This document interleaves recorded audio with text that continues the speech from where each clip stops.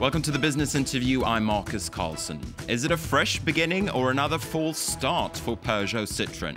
Europe's second biggest car maker has struck a deal hoping to turn its loss-making business around. It will see China's Dongfeng and the French state each inject 800 million euros into the company. In return, they'll each get a 14% stake in Peugeot Citroën. At the same time, one of France's oldest business dynasties, the Peugeot family, will see its stake diminish. To talk more about this deal, we can turn to Philippe Varin, the chief executive of Peugeot Citroën. He's with us from central Paris and the company's headquarters. Monsieur Varin, thank you for being with us. And I want to ask you this first of all. Why is this the best solution for Peugeot Citroën at this stage to let Dongfeng and the French government in? Well, the group is now just after an unprecedented crisis, and we must be and we are back on the attack. And we are back on the attack because in Europe we have reduced our cost. We will have a much better utilization rate of our capacities. We have good products, Peugeot 308, the Citroën C4 Cactus, and we have the DS line. But also we must be back on the attack on the global scene. And here we have a partner. This partner, we have been during 20 years with him. It's Dongfeng in Asia, which is the place where you will have 60% of the growth. And we need to have the means of our ambitions. So we needed to have this 3 billion euros capital increase. And this is the reason why, needing this capital increase, having these potential partners, we have decided to have Dongfeng as a partner with the French state and the Peugeot family. But Peugeot Citroën will now have three major stakeholders or shareholders, the French government, Dongfeng and the Peugeot family. Isn't that going to be a very complicated situation when it comes to corporate governance? Who's calling the shots? Well, the corporate governance is very clear. We will remain a dual structure with a supervisory board and a managing board.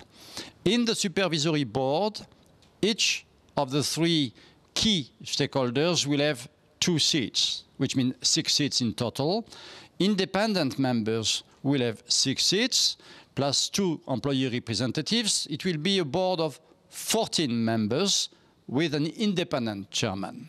And I remind you that in this kind of structure, the chairman of the managing board decides about the strategy and is in charge of implementation of the strategy. So my successor, Carlos Tavares, in my position, will have a board which all the stakeholders will be pretty well balanced, and I'm sure it will be a reinforced governance and a positive one for Carlos.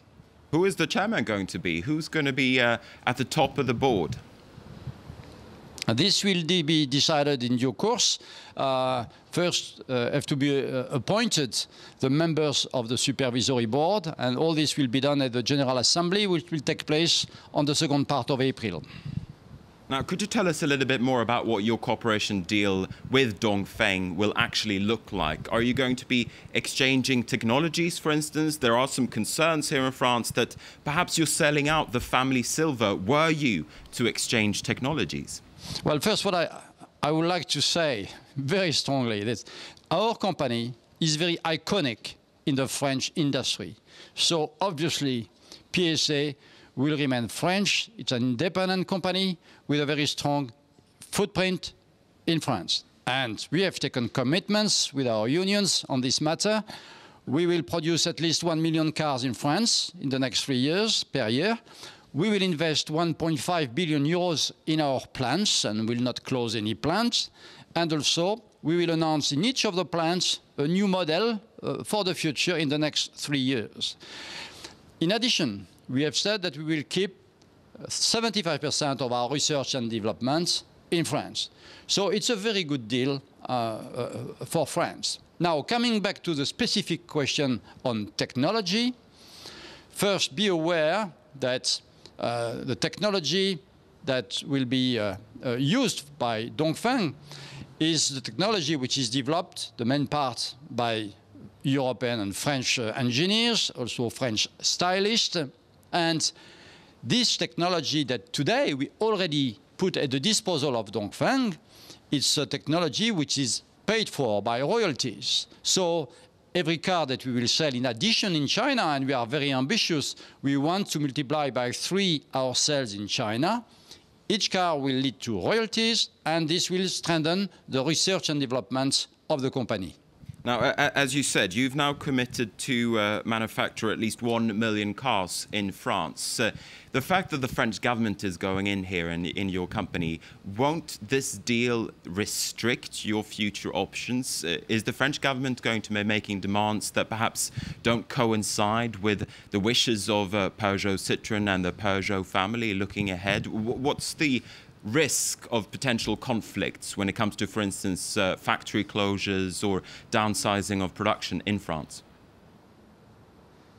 Well, the first thing I would mention to you is that we have gone through difficult times, but we have been in a position to close 1 plant and indeed to adjust our headcounts to our needs. And the second thing I would tell you is that what is very positive from all this is that we have come with our unions in a very transparent process to negotiate what we call the new social contract, where we have taken the commitments I mentioned to you. But we have also said very clearly and agreed that the B segment, the small cars, mainstream small cars, cannot be produced in a competitive way in France like it is the case for our other competitors in Europe. So this diagnosis has been clearly shared. And in this condition, it's much better that our company focuses on what it can do on a competitive manner, either on the B premium segments or on the C or D segments, you know, the bigger cars.